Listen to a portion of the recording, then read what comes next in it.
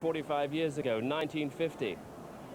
Race that was won by Cambridge, whose cox that day was one Anthony Armstrong-Jones, better known now as the Earl of Snowdon. Choppy-looking conditions, but Cambridge expertly guided home by some 3.5 lengths.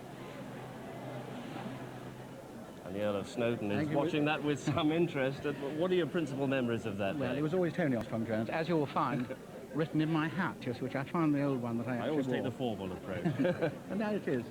You see, ACR Armstrong-Jones. Things were very different then, because, you know, there wasn't so much of a pressure on the students. And don't forget, these are people who are working like crazy to get through their exams and doing this out of the love of rowing as amateurs, and that's what's important about it. Now, I can speak as an undergraduate. How did you find... Because I failed my exams because I spent too much time on the river and was asked to go down for a year. Yes. And I never went back. So I could actually cox the boat race next year as an old age pensioner. Well, put yourself up for selection. But that was how you found your way into the crew, was it? Did you have much of a rowing background, or was it your size or stature? Yes, but from Oxford, not from Cambridge. My father wasn't a blue, but he was in the crew that won the Grand at Henley in 1920. And James Crowden was here, who will remind me of that. And he was, it's a very close-knit society. It's much more than just rowing itself. And it's friendships for life. Yes. Now, I've got with me today here Alistair MacLeod, who was our president in 1950. And I rang him up last week when I was asked to give the prize. And I said, come over. He was in Belgium. No doubt about it, dropped everything, came and stayed with us last night. And that's what that kind of everlasting friendship is about. It's wonderful. How do things compare in terms of technology? What sort of technological support did you have as Isis and Goldie get ready to take to the water behind us with a fair bit of support? You didn't have things like loud hailers and intercoms and all that sort of stuff. So, Goldie! I can't compete with that, but I was able to compete with it vocally, because certainly not. I mean, a loud hailer was extremely mal vu, and one American produced one at Henley one year, and it was really terrible. Yes. No, one had to communicate.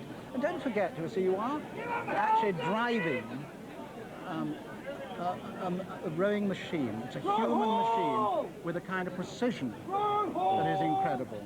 Yes. And when you see those 8 young people, and 16 of them on both sides, and that kind of energy, that kind of agony stays with you all your life, and that memory.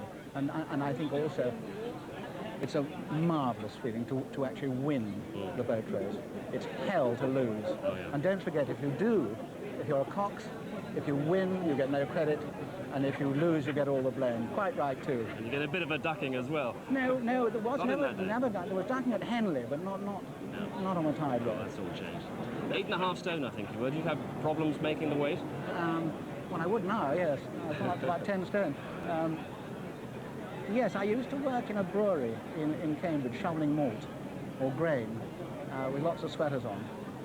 And you do it for about 4 hours and you could lose a stone. Yes. And then put it back on again with a glass of water. But you see, ladies didn't cox then. It was only men.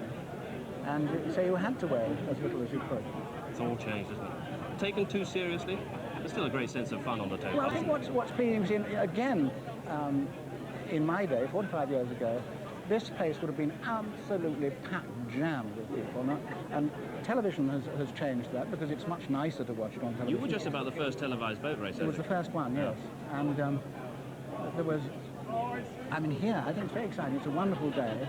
People have come out to actually see the start, and then probably go inside and watch it on telly. But I hope that, you see, one's always got to remember too, it's never ever a foregone conclusion.